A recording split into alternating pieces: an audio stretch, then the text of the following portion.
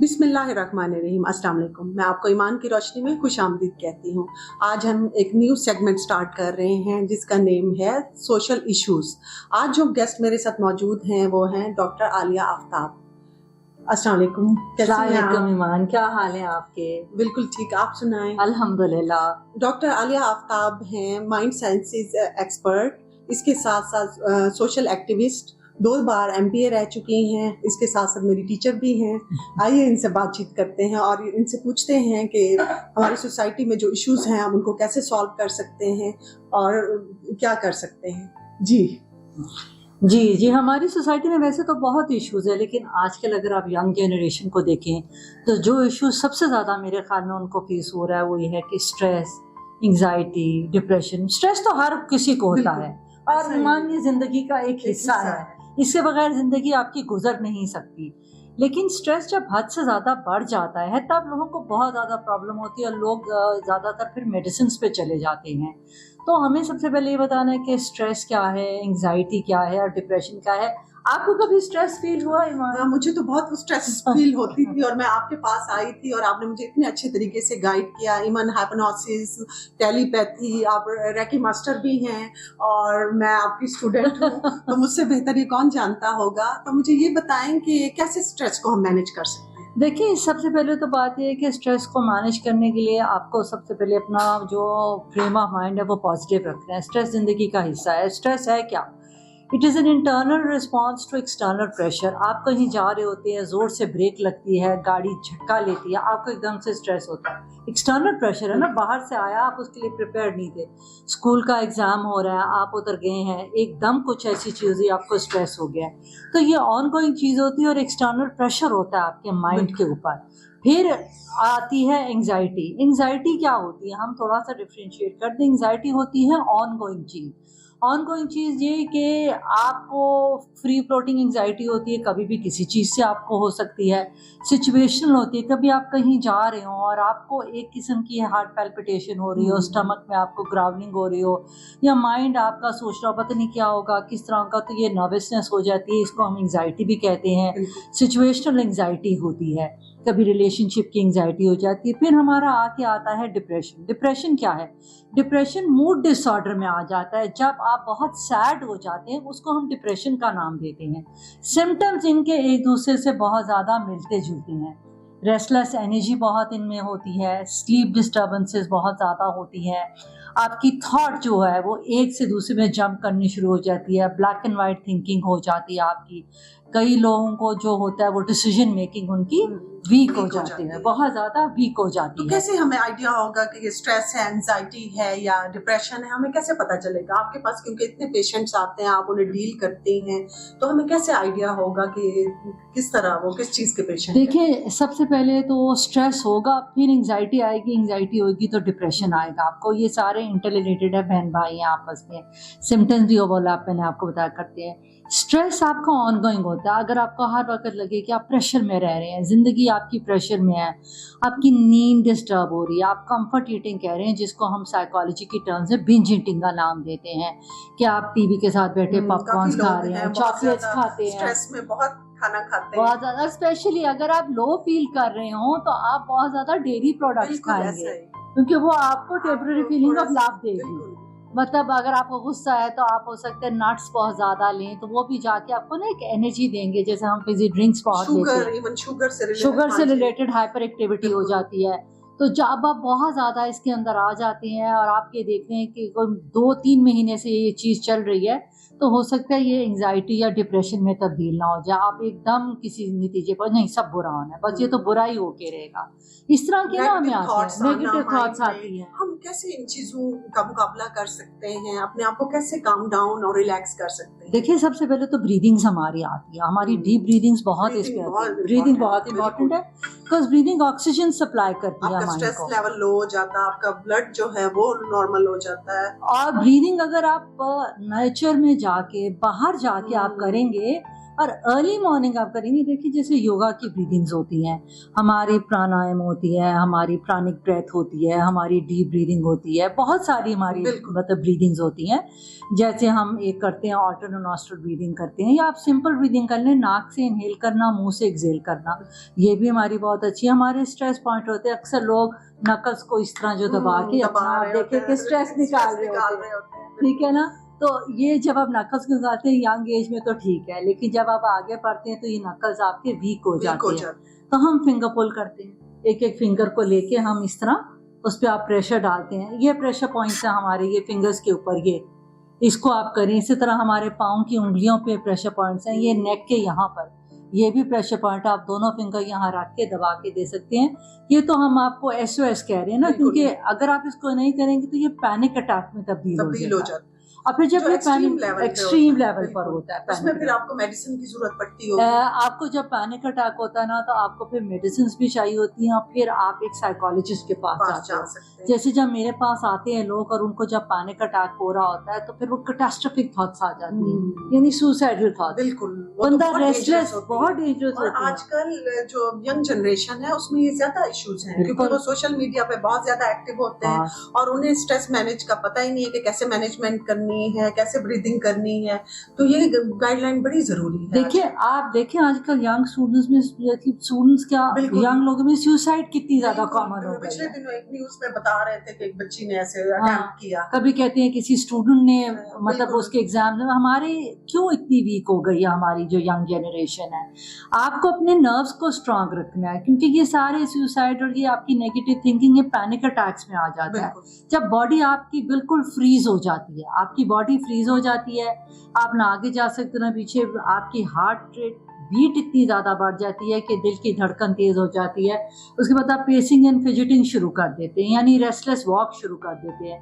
Decision making भी आपकी impaired हो जाती है, और फिर क्या होता है कि आपको साथ सोशल एंजाइटी भी हो जाती है, आप लोगों से मिलना जुलना छोड़ते हैं। सब एक दूसरे से रिलेटेड है, इंटर रिलेटेड है, सारी चीजें इंटर रिलेटेड है।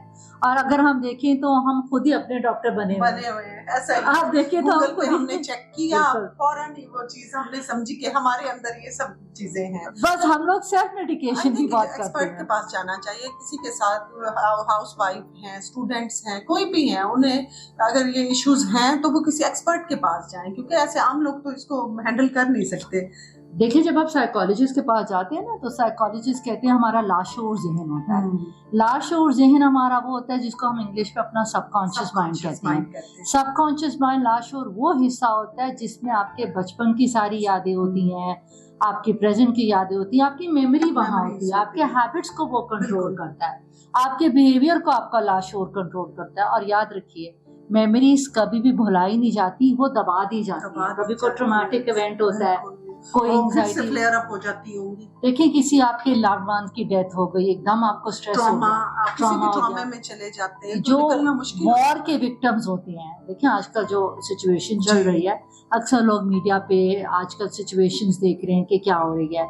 अब जैसे हमारा आजकल PSL चल रहा है, तो जो लोग जिसको, जैसे मैं अपनी टीम लाहौर को सपोर्ट कर रही हूँ, तो जब लाहौर हारता है तो मुझे थोड़ा सा मतलब कह लें स्ट्रेस उसकी उस पर हो रहा होता है कि भाई अच्छी परफॉर्मेंस दें। लेकिन स्ट्रेस ऑलवेज नेगेटिव नहीं होता, some stress is healthy and some stress is negative. अगर स्पोर्ट्समैन है तो वो अगर स्ट्रेस पे थोड़ा बहुत खेलेंगे तो वो हेल्दी है, क्योंकि थोड़ा बहुत चैलेंज तो उनको चाहिए होता है। Sometimes in order to perform you need challenge, so that is healthy. हम अनहेल्दी स्ट्रेस की यहाँ बात कर रहे हैं कि मैं जब देखती हूँ कि मेरी फेवरेट टीम हार रही है, कुछ हो रही है, तो मैं फिर टीवी बंद कर देती हूँ। इमोशंस को कंट्रोल करना, बेसिकली हम इमोशनल, हमारी बॉडीज हैं, एनर्जीज हमारी बाज़ औक़ात वो बैलेंस नहीं होती, तो इस वजह से सारे हमारे इश्यूज हो जाते हैं। हम क्या करते हैं कि हम अपनी इमोशंस को दबा देते हैं। हमें सैडनेस है, ग्रीफ है, एंगर है, रिजेंटमेंट है, अपनी उस इमोशन को एड्रेस कीजिए, क्योंकि अगर आप नहीं करेंगे, दबा देंगे तो बीमारी में कन्वर्ट हो जाएगी। वो लाशूर में आपने मुझे बताया था कि वी आर इमोशनल बॉडीज, और अगर हम अपनी इमोशंस को अपने अंदर स्टोर रखेंगे तो वो किसी बीमारी की शक्ल में आ जाएंगी। ब्लड प्रेशर देख लें, कोई भी एंजाइटी देख लें, कुछ भी है, वो अपनी इमोशंस को कंट्रोल करने की वजह से, देखिए ना कंट्रोल करने की वजह से। जैसे ईमान आप कह रही है, आप क्या होता है कि हम एक टर्म यूज करते हैं साइकोसोमैटिक। साइकोसोमैटिक क्या होता है? साइकोसोमेटिक होता है जब एंजाइटी होती है ना, आपका बॉडी टेम्परेचर चेंज हो जाता है, ये ठंडा है, ये गर्म है, फिर आपको पैल्पिटेशन इतनी ज्यादा होती है कि आप डॉक्टर के पास चले जाते हैं, आप अपना ईसीजी जाके कराते हैं, ईसीजी सही आता है और डॉक्टर कहता है आपको एंजाइटी है बहुत ज्यादा, तो आपको जो लग रहा है कि मुझे दिल की धड़कन तेज हो रही है, मुझे हार्ट अटैक ना हो गया, मुझे ये ना हो गया, मुझे वो ना हो गया, तो हम उसको साइकोसोमेटिक कहते हैं। इसका फिजिकल कुछ नहीं होता, माइंड से, it's mind over body. Mind आपकी बॉडी को सिग्नल्स भेजता है, बॉडी उसको एब्जॉर्ब करती है और माइंड को वापस भेजती है। They work in coordination with each other. ये सेपरेट नहीं है, ना ही ये सेपरेट हो सकते हैं, ये इकट्ठे काम करते हैं। और एड्रेनलिन हमारी स्ट्रेस हार्मोन होती है, ये फाइट या फ्लाइट रिस्पॉन्स की होती है। तो हम या इससे भाग जाएं या हम इसको फेस करें। अक्सर लोग क्या करते हैं कि सप्रेस कर देते हैं, और आपको पता है सप्रेस करना तो फिर किसी और शक्ल में सामने आती है। आप अपने बोलिए, आप जर्नलिंग कर लीजिए, लिख लीजिए अपने इमोशंस को, लिख के उनको जला दीजिए, अपने आप से बात कीजिए। अगर आप खुद को मदद नहीं कर सकते तो बाहर साइकोलॉजिस्ट की हेल्प लीजिए।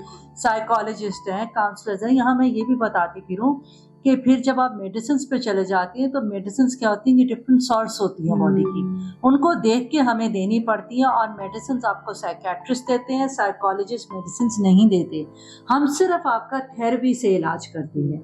और अगर पानी सर से गुजर जाता है फिर मेडिसिन की आपको आदत हो जाती है। जैसे अक्सर लोग आपको खुद ही बने हुए हैं आजकल, मतलब एल्प बहुत ज्यादा लोग ले रहे हैं, लेक्सोटिनल तो खैर बहुत ही ज्यादा कॉमन है, बट एल्प लोग बहुत ले रहे हैं। It is a very good anti depressant, no doubt about it, but it is very strong. Even कई लोग तो दिन में 2 ले रहे हैं। लेक्सोटिनल के तो ऐसे फक्के मारे जा रहे हैं। और उनके साइड इफेक्ट होते हैं, बहुत साइड इफेक्ट। बिल्कुल, आपके बॉडी का बैलेंस या आपके जो भी हार्मोन्स हैं जब वो डिस्टर्ब हो जाते हैं आप कुछ भी नहीं कर सकते।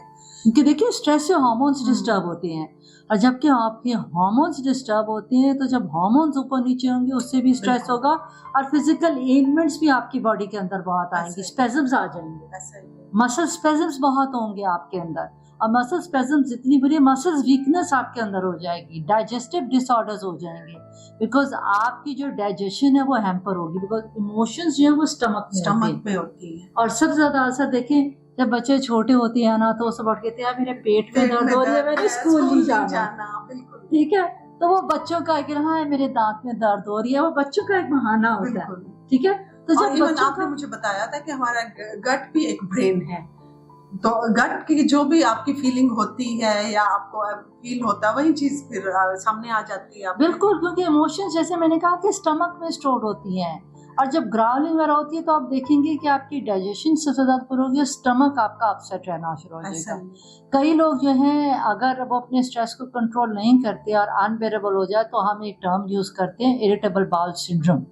इरिटेबल बाउल सिंड्रोम IBS हम उसको कहते हैं, इरिटेबल बाउल सिंड्रोम। उसमें यह है कि आप कोई चीज डाइजेस्ट नहीं कर पाते, स्ट्रेस इतना ज्यादा हो जाता है और आप इतना ले लेते हैं कि आपकी बॉडी के सारे स्टमक मसल्स वीक हो जाते हैं, जो है ना वो सारे डिस्टर्ब हो जाते हैं। आपकी नींद डिस्टर्ब होती है, आपका स्टमक डिस्टर्ब होता है, डिसीजन मेकिंग। बिल्कुल।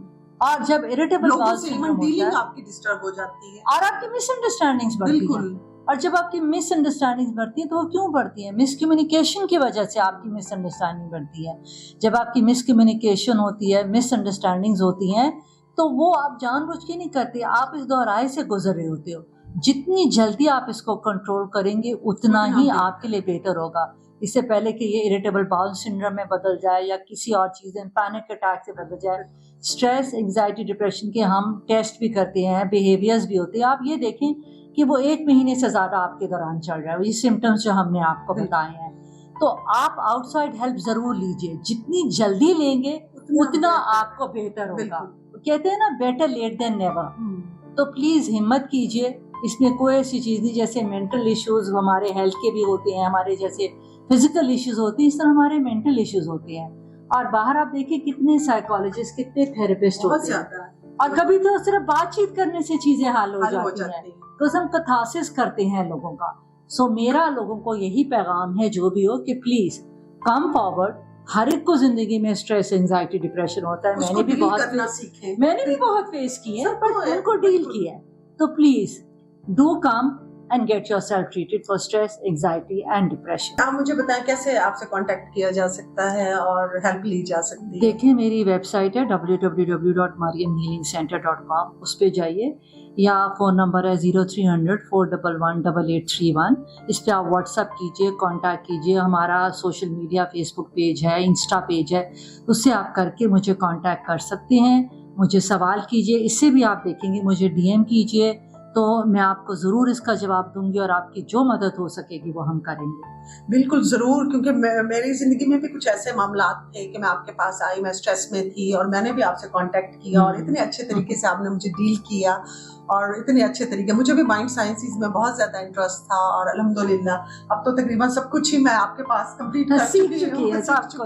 तो मैं आप सबको यही मशवरा दूंगी कि ज़रूर आपके नज़दीक जो भी हेल्प है, इवन डॉक्टर आलिया साहिबा हैं, इनसे या किसी से भी आप कांटेक्ट करना चाहें, लाजमी करें और हेल्प ज़रूरी है। अब मैं आपसे इजाज़त चाहूँगी। उम्मीद है आज का सेगमेंट आपको बहुत पसंद आया होगा। हमें और भी बताएं कि सोशल इश्यूज़ पे और हम किन टॉपिक्स पे डिस्कस करें। इसके साथ ही हमें इजाज़त दें। अल्लाह हाफिज़।